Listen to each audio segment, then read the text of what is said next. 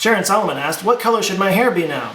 Whatever matches your favorite shoes. Let's remember what's important here. Eric Grubbs asked, which albums have you been listening to lately? Eric, I've really gotten into Young the Giant, and Cage the Elephant, Foster the People, Minus the Bear, Adverb the Noun. Although I have been kind of nostalgic for 90s music lately, like Blink-182, SR-71, 411, Sum 41, Matchbox 20, Random Number. And how can I forget the music I grew up listening to, like Europe, Asia, Kansas, Boston, Chicago, Alabama?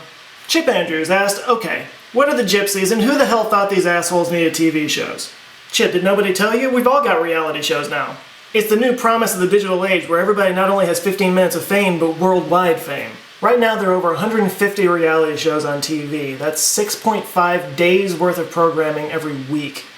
And it's still growing. They add new ones every year. You want to speed it up, please?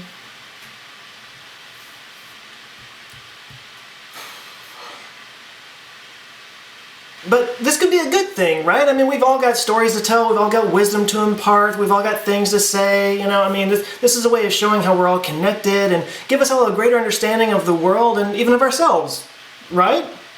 The problem is the people we've chosen to make stars out of are toothless swamp people and useless celebrity wannabes and fat prepubescent dancing girls and pawn shop owners and screaming asshole chefs and, yes, gypsies.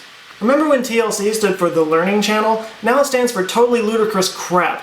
My favorite by far was this one called Pit Boss. It was about this dwarf talent agent who ran a gang of midget pit bull rescuers. Midget pit bull rescuers. Actually, that one was kind of interesting. Cassidy Merriweather writes, do you realize you miss a spot under your lip when you shave your face? Why don't you like it? Honestly, I don't know why I still have it anymore. I think at this point it would just feel weird if I didn't have it.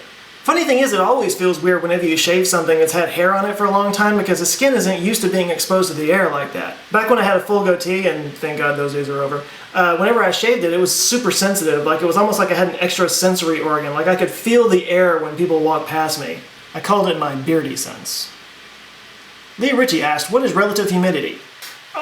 Okay, I'm really torn here because there's a jokey answer and there's like an actual answer that could actually impart some relative knowledge to people, and I don't know which one to do.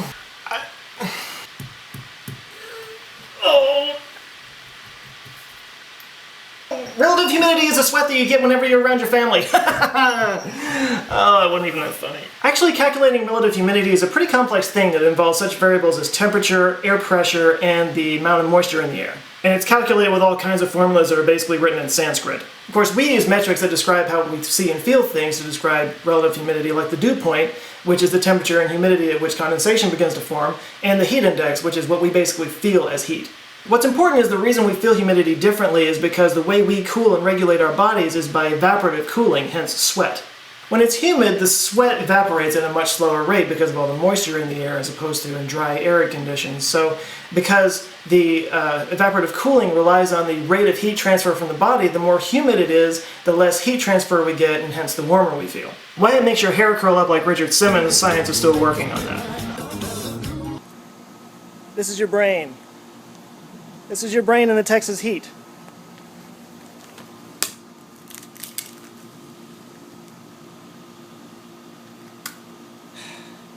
Yep. Elizabeth Ortega asked, I have a question I'm always confronted with. Soccer or football? I work with Europeans and we never can agree. I say soccer and they say the rest of the world calls football. What do you think? Elizabeth, just tell them that soccer makes more sense because even though they kick the ball with their foot, what's wrapped around the foot? A sock. And if they counter that a shoe goes around the sock, then tell them to just call it shoe ball and get out of your face. America. David LeBrun asked, Deja vu or a ripple in the matrix? What causes it? Well, David, thanks for finding a question that nobody has an answer to. Yeah, hang on just a second. I'll go find a particle of dark matter for you while I'm at it. Foster the People, Minus the Bear. I actually wrote a paper on deja vu in 3rd grade where I argued that it was proof of past life experiences. My heathen, unbelieving teacher gave me a C. We've all got reality shows. It was heavily researched from my Time Life Mysteries of the Unknown books that my aunt had given me. And yes, I still have the whole set. Screaming asshole chefs. The current thinking is that deja vu is related to temporal lobe epilepsy because people who have that condition usually have the experience before they have a seizure. The idea is you have two hemispheres of the brain, and one side experiences something just milliseconds after the other side. There's a bit of a misfiring there, which creates a sensation of experiencing something multiple times at once. Interestingly, there's an opposite condition called jamais vu, in which somebody has the experience of doing something the first time, even though they know they've done it a million times before. Like if you sat down to eat bacon and it tasted like the first time you've ever had bacon, even though you ate it every day. Which would explain a lot about my dog, actually.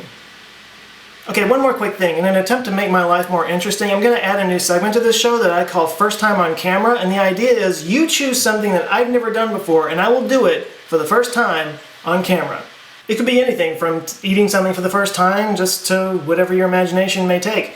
Few rules, can't be anything illegal, can't be anything dangerous. You want me alive, trust me. Leave me a suggestion on my Facebook page or Twitter or in the comments of this YouTube video, and whatever I pick, I will do, and we'll see what happens.